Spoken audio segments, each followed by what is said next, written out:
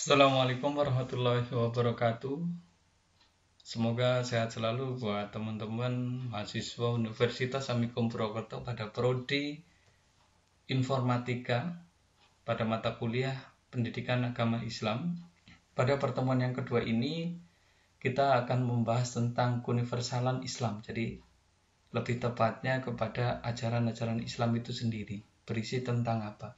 Kalau di pertemuan kemarin kita membahas tentang agama yang secara umum, bahwa yang besar di dunia itu ada agama 6, agama yang sifatnya bumi atau sering disebut dengan agama budaya, itu ada agama Hindu, Buddha, Konghucu. Ketika agama yang turun dari Tuhan atau sering disebut dengan Samawa, itu ada agama Yahudi, Kristen, dan Islam. Hari ini kita membahas tentang ajaran dari Al-Islam itu sendiri atau Islam. Tujuan dari materi, mahasiswa diharapkan nanti mengetahui tentang apa itu akidah, terus kemudian syariah atau fikih, kemudian ada yang namanya muamalah. Selain itu nanti ada pembahasan tentang Islam rahmatan lil alamin, rahmat bagi semesta, alam semesta, atau rahmat bagi alam semesta. Dalam mempelajari yang kita diskusikan hari ini, kalau digambarkan dalam sebuah tema seperti ini, Islam itu mengajarkan beberapa hal. Yang pertama akidah. Kalau akidah itu pembahasan tentang ketuhanan atau ketauhidan. Kalau syariat itu muncul dua, ada turunan lagi yaitu ibadah dan muamalah. Kalau ibadah itu juga terbagi menjadi dua, ibadah mahdoh dan ghairu mahdoh. Kalau mahdoh itu berbicara tentang ibadah terhadap Tuhan, kayak semisal sholat, haji, puasa, itu tentang Tuhan. Kalau ghairu mahdoh, bersedekah, berkumpul dengan orang-orang soleh, itu namanya ghairu mahdoh. Saling memberi, saling menolong, itu namanya ghairu mahdoh. Berhubungan dengan sesama manusia dan alamnya. Turunan dari syariat itu ada yang namanya muamalah. Muamalah ini ada yang namanya hukum perdata atau pidana perdata. Terus ada yang namanya hukum ekonomi, finansial, kemudian ada yang namanya politik. Kalau digambarkan hukum dalam ekonomi itu dijabarkan seperti itu, yang sekarang muncul ada asuransi, bank pasar modal, itu ternyata dibahas dalam muamalah. Jadi dalam sebuah era modern di sekarang ini muncul beberapa hal yang kadang bertolak belakang dengan aturan-aturan dalam Islam seperti apa. Ya contohkan dalam hukum jual beli online. Sekarang kan muncul ngetren di era modern. Di situ ada yang menjadikan celah oleh orang-orang yang selain muslim, atau mungkin kita orang muslim terkadang tidak menyadari, yaitu terkadang dalam bertransaksi bentuk gambarnya baik, jelas, tetapi setelah menerima barangnya itu tidak tepat. Itu kalau dilihat dari ajaran Islam itu tidak tepat. Karena itu masuk dalam jual beli yang sifatnya samar. Muncul lagi dalam ekonomi muamalat yang sekarang menjadi kebiasaan, tapi orang tidak menyadari itu. Atau sering yang disebut dengan sistem tebas kalau di desa gitu. Barangnya belum ada, baru masih bunga, atau buahnya masih kecil, sama orang sudah ditebas dengan harga sekian. Padahal belum tentu nanti setelah masa panen itu buahnya seperti itu, yang kadang tidak tepat. Itu tidak sesuai dengan ajaran dalam Islam atau dalam keilmuan muamalat. Selanjutnya, pengertian akidah. Akidah berasal dari bahasa Arab yang berarti mengikat atau membuhul, menyimpulkan, mengokohkan, menjanjikan arti menurut bahasa. Akidah berarti yang diikat, yang dibuhui, dan disimpulkan, dikokohkan, dan dijanjikan. Ini menurut Ensiklopedia Hukum Islam jilid 1 halaman 78. Akidah menurut istilah adalah unsur-unsur yang harus dibenarkan dengan hati dan diterima dengan rasa puas serta terhujam kuat dalam lubuk jiwa yang tidak dapat digoncangkan oleh keraguan-keraguan. Ini sering disebut akidah, ya sebuah keyakinan yang sangat mendalam. Kalau dalam tatanan bahasa Indonesia, yakin dengan percaya itu berbeda. Ketika yakin itu sudah tidak bisa dibantahkan sama sekali, tetapi kalau percaya masih bisa dibantah. Kalau yakin itu sudah tidak bisa. Itu kalau menurut tatanan bahasa Indonesia. Dalam definisi yang lain disebutkan, akidah adalah sesuatu pokok atau dasar keyakinan yang harus dipegang oleh yang mempercayainya. Kadang orang mengatakan ini sebagai prinsip. Berdasarkan pengertian tersebut di atas, dapat disimpulkan bahwa akidah Islam adalah dasar-dasar pokok keyakinan atau kepercayaan yang harus diyakini kebenarannya oleh orang Islam. Dasar-dasar tersebut dipegang teguh oleh orang Islam dalam berakidah dan tidak boleh setengah hati. Harus mantap dan penuh hati tanpa ada keraguan sedikit pun di dalam hatinya. Dalam Al-Quran, kata akidah disebutkan antara lain dalam surat Al-Ma'idah. Bismillahirrahmanirrahim. Ya ayyuhalladzina amanu aufu bil uqud. Yang artinya, wahai orang-orang yang beriman, penuhilah akad-akad janji. Jadi, ketika kalian memilih agama Islam, kalian disebut sebagai orang yang beriman. Kalau dalam Al-Quran, ada kata diawali dengan ya ayyuhalladzina amanu. Ini berarti menyapa seluruh, baik yang kecil, dewasa, sampai dengan orang tua. Ini semuanya dipanggil. Contoh ya ayyuhalladzina amanu kutiba alaikumusiyam. Itu ketika beribadah tentang puasa. Puasa itu juga tidak serta-merta untuk orang dewasa, tapi seluruhnya, baik yang anak kecil yang merasa dirinya iman itu disapa. Nah, berkaitan dengan akidah ini, orang yang sudah memilih Islam itu disapa. Disapa dengan cara apa? Ditanyakan, wahai orang-orang yang beriman, penuhilah akad-akad atau janji kamu. Janji kamu apa? Ya, kalau dalam Islam, rukunnya pertama menjadi orang Islam adalah syahadat. Syahadat di situ asyhadu an la ilaha illallah wa asyhadu anna muhammadar rasulullah, bahwa Allah itu Tuhannya dan Rasulnya itu Nabi Muhammad. Di situ benar atau tidak, meyakini tentang adanya Allah atau tidak, bahwa Rasul itu Nabi atau tidak, itu ditanyakan. Kemudian dalil-dalil akidah Islam. Dalil tentang yang pertama, dalil tentang dasar akidah Islam manusia mengikuti petunjuk Al-Quran berarti telah memilih akidah yang benar. Sebaliknya, manusia yang tidak mengikuti petunjuk-petunjuk Al-Quran tidak memiliki akidah yang benar, sebagaimana firman Allah yang berarti sembahlah Allah dan janganlah kamu mempersekutukannya dengan suatu apapun. La tusyrik billah. An-Nisa ayat ke-36 memberikan petunjuk kepada manusia untuk mengikuti kebenaran yang disampaikan oleh Rasulullah sebagaimana firman Allah berikut. Artinya, apa yang diberikan Rasul padamu maka berilah, terimalah, dan apa yang dilarangnya bagimu maka tinggalkanlah. Ini dalam surat Al-Hasyr. Ayat yang lain yang menyatakan bahwa Nabi Muhammad itu sebagai contoh yang baik. Di situ laqad kana lakum fi Rasulillahi uswatun hasanah. Ketika Allah dalam ayat Al-Quran diterangkan ketika menggunakan kata laqad itu sungguh serius, tidak main-main. Laqad kana lakum fi Rasulillahi uswatun hasanah. Bahwa dalam diri Rasul itu ada sosok suri teladan, uswatun hasanah. Itu harus mengikuti. Konsep dalam Al-Quran ini, akidah Islam ini, yang pertama supaya dikatakan kalian sudah memilih Islam, ya harus mengikuti perintah Allah dan mengikuti Rasul, itu yang menjadi dasar. Kemudian tujuan mempelajari akidah Islam ini diuraikan dengan dalilnya sebagai berikut. Menghindarkan diri dari pengaruh kehidupan yang sesat. Yang berarti bahwa katakanlah jika kamu benar-benar mencintai Allah, ikutilah aku, niscaya Allah akan mengasihi dan mengampuni dosa-dosamu. Allah Maha Pengampun lagi Maha Menyayang. Di dalam surat Al-Imran. Kemudian ada lagi mengetahui petunjuk yang benar sebagai pedoman agar dapat membedakan mana yang baik dan mana yang buruk. yang berarti bahwa Al-Quran sebagai petunjuk bagi manusia dan penjelasan-penjelasan mengenai petunjuk itu dapat berbeda antara lahir dan batil. Ini dalam surat Al-Baqarah ayat 185.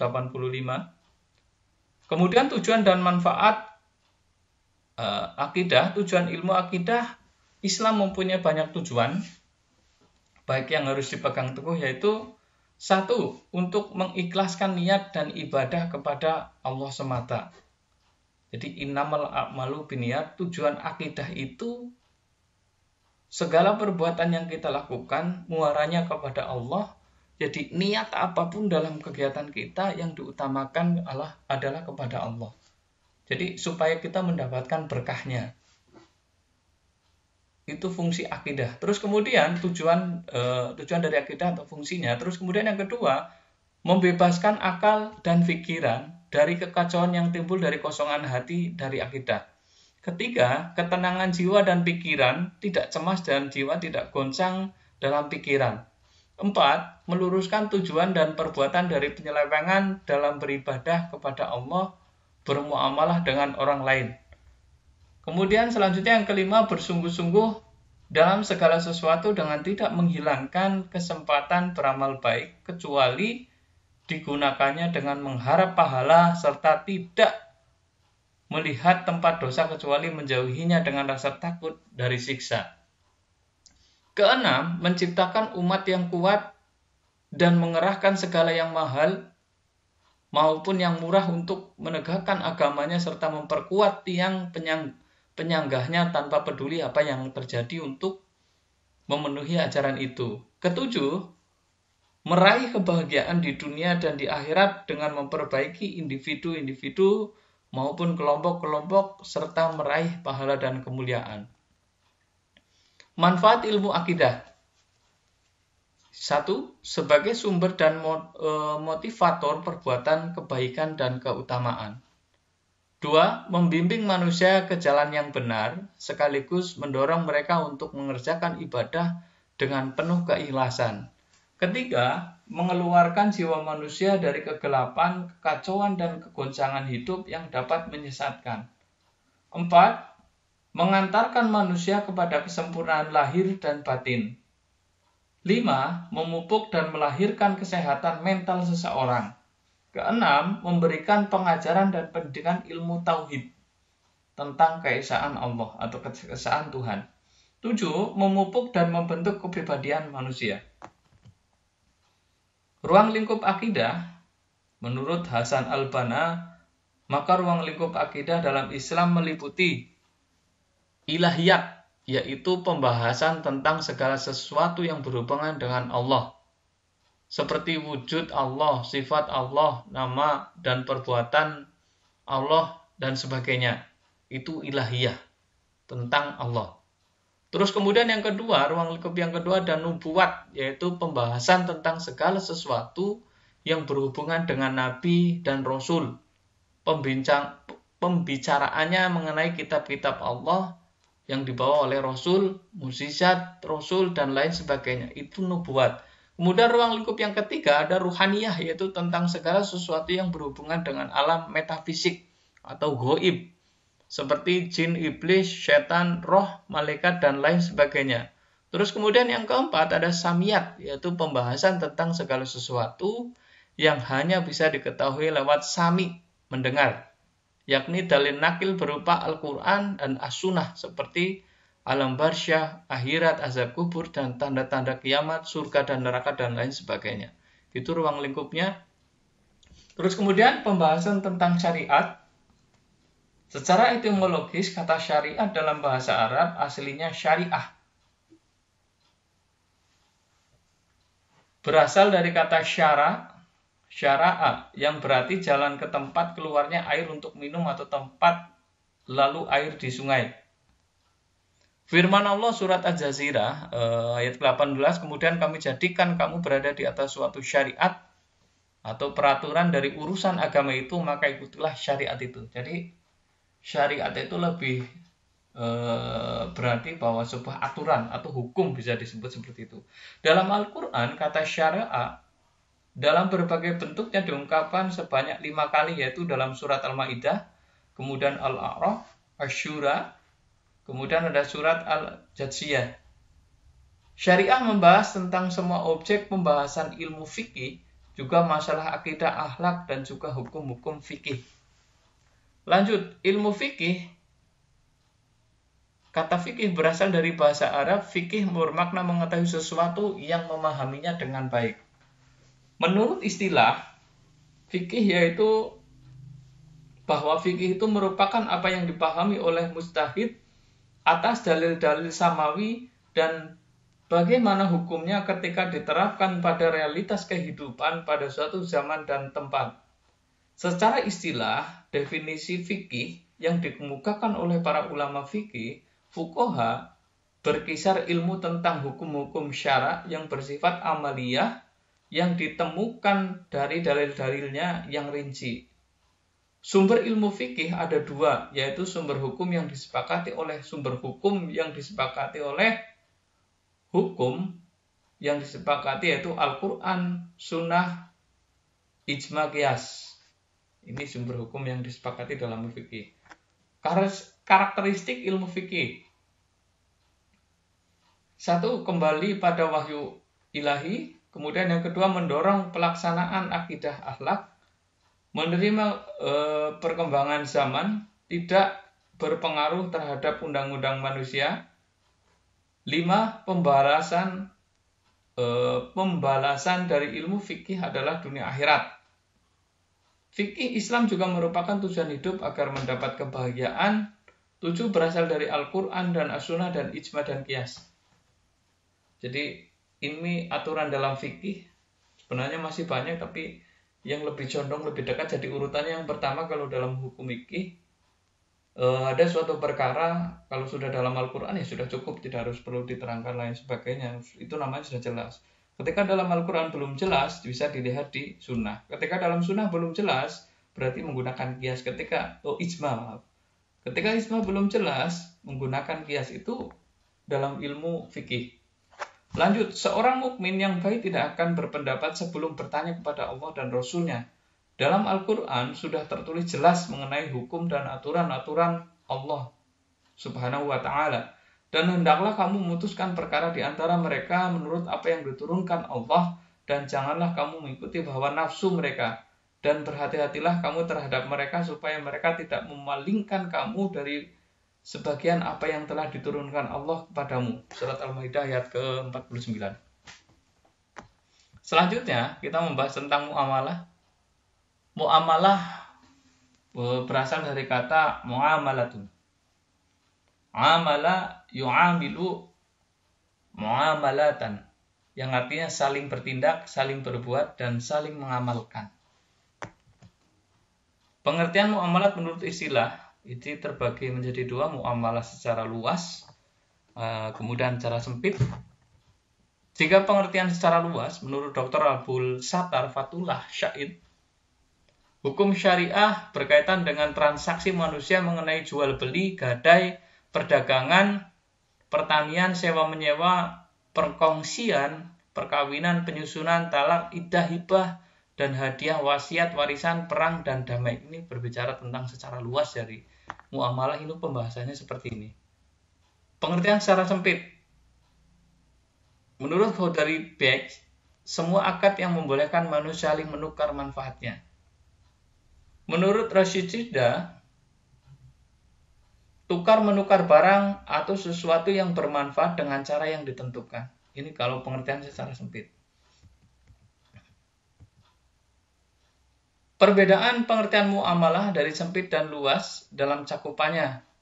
Pengertian luas mencakup munakahat, warisan politik, dan pidana. Pengertian secara sempit hanya membahas tentang ekonomi saja. Itu perbedaannya. Jadi kalau luas itu tidak serta-merta pembahasan tentang ekonomi.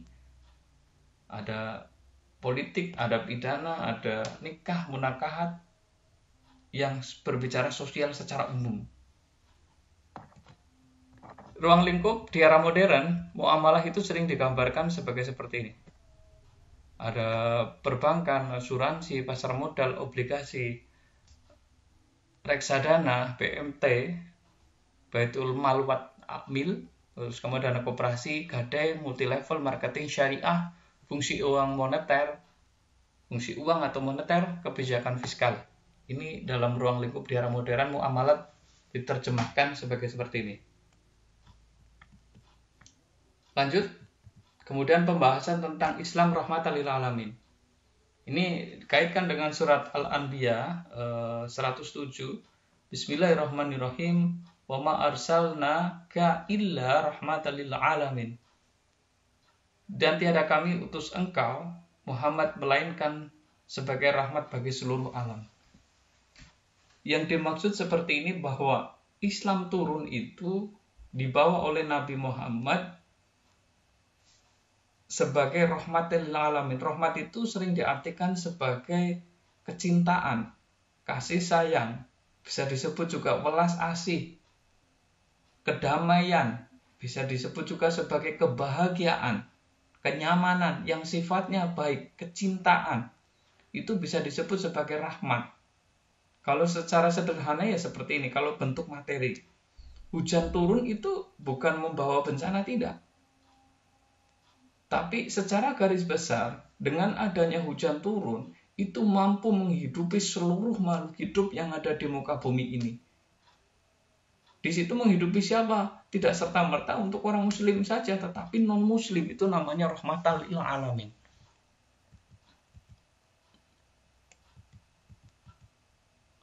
Islam sebagai rahmatan lil alamin, melainkan dalam rangka rahmat kami seluruh alam, agama maupun dunia, sebagaimana tafsir ini berbicara tentang gambarannya.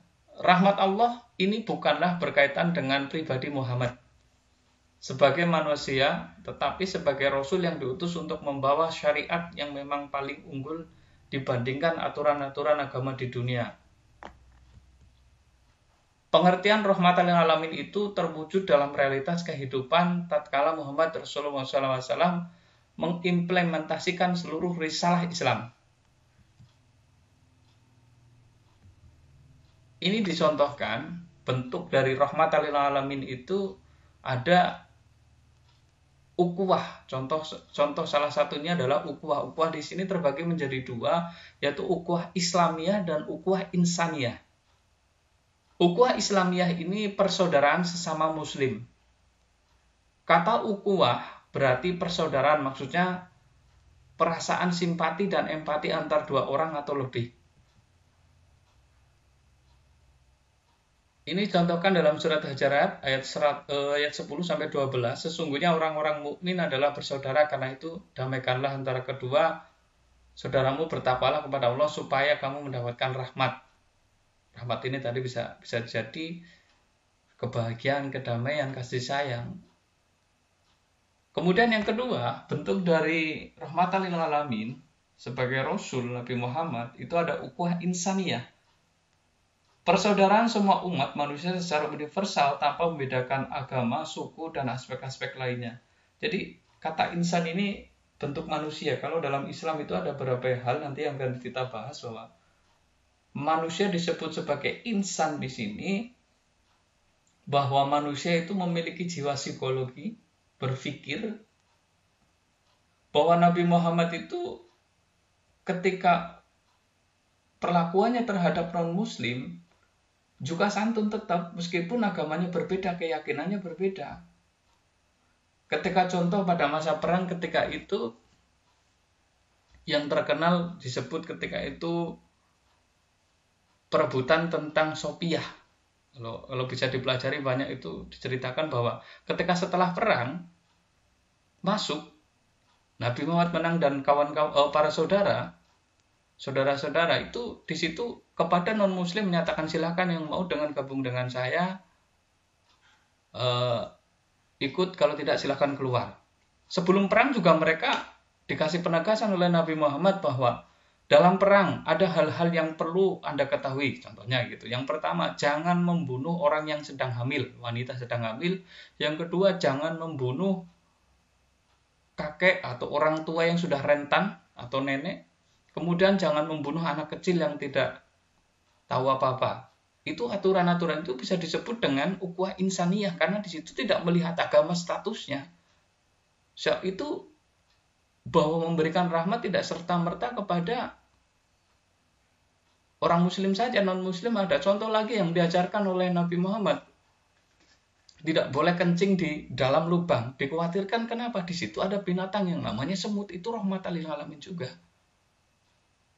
Itu bentuk-bentuk yang sederhana. Masih bisa dipelajari yang lain. Itu rahmatan lil alamin. Ini kalau dikaitkan dalam surat Al-Maidah ayat ke-48, sekiranya Allah menghendaki niscaya kamu jadikan satu umat, tetapi Allah hendak menguji kamu terhadap pemberiannya kepadamu. Prinsip kebebasan ini menghalangi pemaksaan suatu agama oleh otoritas manusia, bahkan Rasul pun dilarang melakukannya. Jadi Islam itu tidak memaksa. Allah juga menakdirkan bahwa silakan dalam memeluk agama.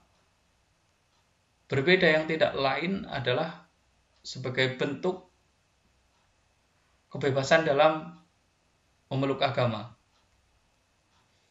Tanggung jawab sosial umat Islam.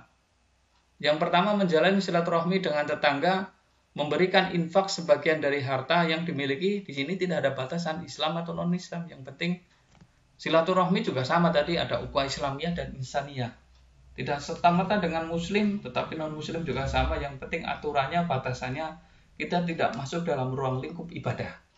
Kalau berbicara sosial, kalau disebut dengan ibadah rumah toh, kita masih bisa. Karena tadi konsep Islam rahmatan lil alamin adalah menjalin ukhuwah insaniyah, sesama manusia, bukan sesama agama. Yang ketiga, menjenguk bila ada yang sakit dan takziah jika ada yang meninggal. Kemudian yang keempat adalah memberikan bantuan menurut kemampuannya atau sesuai dengan kemampuannya.